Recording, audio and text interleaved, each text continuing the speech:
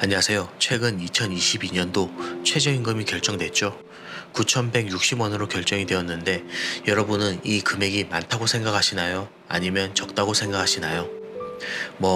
늘 그래왔던 대로 경영계위원과 노동계위원은 합의될 수 없었고 공익위원회 제시금액이 내년에 최저임금이 되었습니다. 제 개인적으로는 9,200원 정도 되지 않을까 생각을 했는데 그래도 생각만큼은 안 된 것 같아요. 왜 그렇게 생각을 했냐면 9,200원 정도는 되어야 박근혜 정부의 최저임금 7.4% 인상분을 살짝 넘는 수준이 되므로 코로나로 인해 경제 침체가 있었지만 그럼에도 불구하고 최선을 다해서 공약을 지키려 노력했다는 생색 정도는 낼 수 있겠다고 생각했기 때문입니다. 문재인 정부의 핵심 경제 정책으로 근로자의 소득을 인위적으로 높이면 소비가 증대되면서 경제 성장을 유도한다는 소득 주도 성장을 대표 정책으로 하였습니다. 이전 이명박 박근혜 정부에서는 낙수 효과를 대표 경제 정책으로 하였었죠. 쉽게 소득 주도 성장과 낙수 효과를 설명해 드리자면 소득 주도 성장은 근로자에게 임금을 조금이라도 더 주게 되면 근로자가 금전적으로 여유가 생길 것이고 그 돈을 다른 곳에 소비하게 되어 경제 순환을 시킬 수 있다는 것입니다.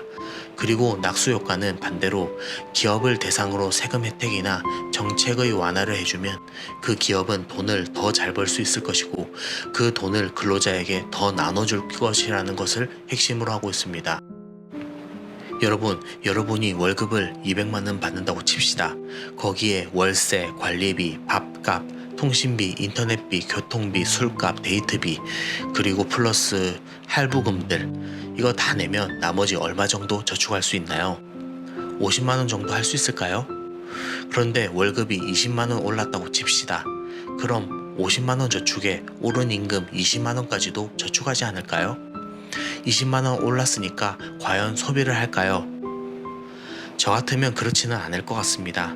제가 만약 월급 500만 원을 받는데 20만 원의 월급이 올랐다면 내가 평소에 가지고 싶었던 거를 사거나 여행을 간다거나 어쨌든 소비를 할 것 같은데 낮은 임금을 받는 상태에서는 미래를 더더욱 보장할 수 없으니 더욱더 저축에 목을 매지 않을까 생각합니다. 그렇다면 소득 주도 성장이 효과가 있을 것인지 모르겠고요. 그리고 한 가지만 더 말씀드리면 소득 주도 성장 정책과 최저임금의 인상을 결부시킨 것은 잘못된 것 같습니다. 위의 예시와 같이 소득을 늘려 소비를 증대시키려면 소득의 증대 대상은 저소득층이 아니라 중산층의 소득이 증가해야 합니다. 그래야 그 돈을 소비하겠죠. 그렇다면 문제는 중산층의 소득과 최저임금은 무슨 연관이 있습니까? 이미 중산층의 소득은 최저임금의 수준과는 많은 차이가 있는데요. 현실에 많이 동떨어져 있는 것 같습니다. 그럼 이제 낙수 효과를 볼까요? 이명박 박근혜 정부 10년 동안 시행한 낙수 효과 또한 고전했습니다. 법인세를 낮춰주고 직원의 고용과 해고를 유연성 있게 할 수 있도록 하고 최저임금 또한 가급적 올리지 않은 정책을 시행하여 기업의 활력을 불어넣어주고 이로 인해 기업이 돈을 많이 벌면 근로자에게 더 많은 임금을 가져다 줄 것이라고 기대했지만 현실은 사내보험금만 쌓이게 되는 결과를 가져왔었죠. 그런데 이것도 생각해보면 기업 입장에서는 그럴듯합니다. 여러분이 기업의 대표라고 생각해보세요. 이번 연도에 목표치보다 돈을 많이 벌었어요. 그렇다고 그 돈 직원들한테 나눠줄 겁니까? 작년에 조금 미비했던 거 채울 수도 있을 것이고 또 내년에는 어떠한 상황에 직면할지 모르니 사내 보여금으로 놔두는 것이죠. 대기업, 중견기업, 중소기업 구분 없이 자기가 다니는 회사 임원진분들이 이번에 진짜 위기라는 말 매년 들어오셨을 거예요. 위기 아닌 때가 없어요. 아닌가요? 그렇기 때문에 저는 이 두 가지 중 어느 것이 더 괜찮은 거라고 말하기 힘듭니다. 적절한 수요와 적절한 공급만이 해결해 줄 것 같기도 하고요. 대한민국에는 정부가 풀어야 할 수많은 과제가 있는데 이 중 가장 중요한 것 중 하나가 양질의 청년 일자리 창출이라고 할 수 있습니다. 얼마 전에 대한민국은 선진국으로 지위가 변경돼 대한민국의 위상은 나날이 더 높아지고 있는데요. 이것은 과거의 청년들부터 시작하여 피땀 흘려 만든 결과물이라 할 수 있습니다.